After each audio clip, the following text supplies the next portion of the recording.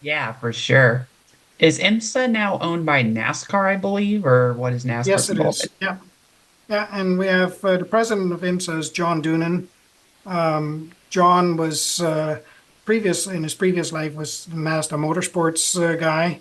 I've known John a long time. He's done such a fantastic job growing the whole IMSA brand. I mean, we were just at Daytona and it's like the stands were full, the infield was full. There were literally thousands of people. There was good racing, and they do a lot of things very, very right in IMSA. I think they've done a real wonderful job. I've heard good things about the series. I really want to attend one of those races in the future. Yeah, well, let's see, where we're not close to Arizona anytime. The closest Believe we me, can get is Laguna for you. yeah, Laguna Seca, I believe, or Yeah, yeah, yeah, California. So yeah. down the road. But yeah. Have you met any big names in racing? Yeah, being around racing, you tend to meet people. You get invited to different events. I was very involved during my time with AMG, with Mercedes-Benz. I was very involved with what Mercedes was doing, and one of the things that they had me do was do the Pirelli hot laps on the Formula One weekends in Canada. So Awesome. with that, I would do hot laps with Lewis Hamilton, with Martin Brundle, who I think is just wonderful. Nico Rosberg, Esteban Ocon was kind of my driving partner that we paired up with, and Max. I mean, you name it, they've all kind of been part of that program. It's amazing. The biggest name I've ever met is Roger Penske. That's the biggest name there is, isn't there? Yes. Yeah, there is. I went to the IndyCar race in Nashville a few years ago, and it was by far my most favorite vacation I've ever taken, the most fun I've ever had. I happened to meet Penske literally right when I entered the racetrack during IndyCar practice. Like it was one of the first things that happened. And I looked over to my friend who attended the race with me, and I was like, should I just quit the rest of the weekend? Because look who I just met. My Like, how can you weekend's top good. that? Yeah. Yeah, and there's some fond memories I have meeting Paul Newman, when he was still very active in racing, and he was just so good to come and chat and with people. Met Ayrton Senna. He was always interested in a junior formula racing. So he would actually come out and watch our races and things. So yeah, I've been fortunate, I guess, through my racing career to meet some really cool and interesting people. Yeah. Fire away, Brendan.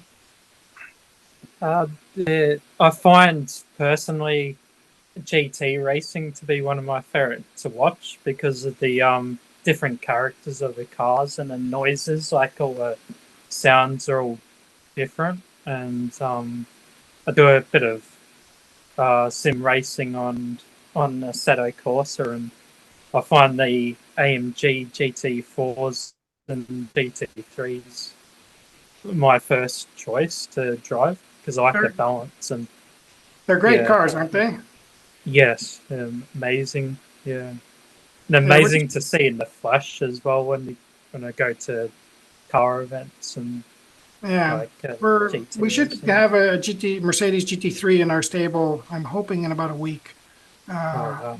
we're going to move up to GT3 as well. They're not building the Mercedes GT4 anymore, and they're not building the GT3 anymore. The GT3, the new one comes out in 25, and we think the GT4 in 26. So we're going to get a current version of the GT3, and then we're getting a couple of new ones when they come out in 25. Oh, that would be awesome. Yeah, that'd Yeah, be exciting to. Does it get shipped? It must get shipped from Germany and delivered. yeah. When we Yeah, bought yeah. our last GT4 car was we bought it during COVID actually.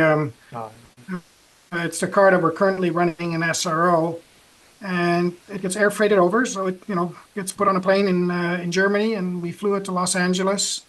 And then COVID was kind of right in the middle of COVID, and everything was shut down. So our car sat in port, and there was nobody at port to actually clear the car. So we're like oh waiting and gosh. waiting and waiting. But yeah, typically you air freight the cars over now. Sea freight, we did one car sea freight, but the problem with the sea freight is the air has got so much salt in it that, the brake rotors are fully rusted. And by the time the cars show up and things like that, anything that's kind of exposed metal seems to get, tarnished with rust. And so, yeah, it's more money to air freight it over, but there's also way less risk. I've Awesome. been to a Yeah. couple GT races as well. It was GT America. Have you ever heard of that series? Yeah, yeah, we race in GT4 America with our SRO team. That's amazing. Who's your driver? We have two new drivers that are entering our series this year. We have a young lady out of Toronto, Demi Chalkas, and her co-driver is Jake Cowden, who's they're going to be running together in our SRO car. So they're both new to SRO. These are people that we've scouted. Demi raced for us in a Canadian GT4 championship last year, and we moved her up into the SRO program. And Jake was the Radical champion in Canada, so we moved him into our SRO program, and we'll see how they fare. It's amazing. The GT cars I saw in Nashville, that's where I got GT America and where I got to see them from. My first glimpse of it was I was in the paddock with all the fans and all the restaurants and all that in the infield, near the fencing to the track. And I just remember smelling something unusual. It was like fuel, but it was a mixture of like fuel and soap. It almost smelled like soap, and but I knew it was fuel, and I was like, I've never smelled a stench like that before. What's this? And then I walked towards the area, and it was the GT America car of Elias Sabo. Ever heard of Oh him? yeah, yep. And he was talking with some fans, and when I shook his hand and met him, he asked me, "You having a good time?" And I was like, "Yeah, what kind of car is this?" And he said, "It's a GT car. We're the GT America series." And I was like, "Whoa, what kind of cars do you guys have?" And he was like, "Lamborghinis and Rolls Royces, all that stuff, you know?" Yeah. And then I just was like, "Man, I got to look into this series. It looks a lot of fun." Yeah, any of the SRO and actually both IMSA and SRO, they do a really good job with fan engagement. And that is probably something that people who go to Formula One never get to experience because you are so corralled into your zones and your grandstand and whatever. Whereas before every race, there's a fan walk, the cars are on the grid, drivers are there, the fans can come and meet the drivers, look at the cars, and paddocks are open. We're not allowed even to hang like curtains around our tents so that people can actually come in and see the cars and talk and really try to be very interactive with the fans. Mm. Yeah, in Nashville, it was that Yeah, way. The drivers were accessible. What was that, Yeah, Brendan? the GT World Challenge Australia does an amazing job too, which is run by SRO as yeah, well now. So yeah, I found the event was really good. Like you can see everything, and yeah, it's amazing. And you can take the same cars anywhere and pretty much yeah. race That's them the all beauty over of the it. world. Yeah, so The it's beauty really of it good. is like we could take our car and come and race there, or we can go race Mm. in Europe, or wherever there's an SRO. in the spec that we're running them at. Some places, I think they may do different tires. I'm not 100% sure on that, but essentially it's the identical cars. Um, and even, like we do run the two Mercedes, one in SRO, one in IMSA, and they're essentially, for sort of the simplified, they're the same car or similar cars. It's not the exact same car, but the regulations state, so many differences between the cars that as a spectator you probably don't see. Like our IMSA car, we have to put displacement blocks in our fuel cell to reduce the amount of fuel that the car can take. We have to run much different, setup wise, a lot different ride heights. And of course, North America, we run Michelin tires and IMSA and Pirelli tires in SRO. So you get two very significantly different handling automobiles as well. Mm. That's And amazing. yeah, that's good.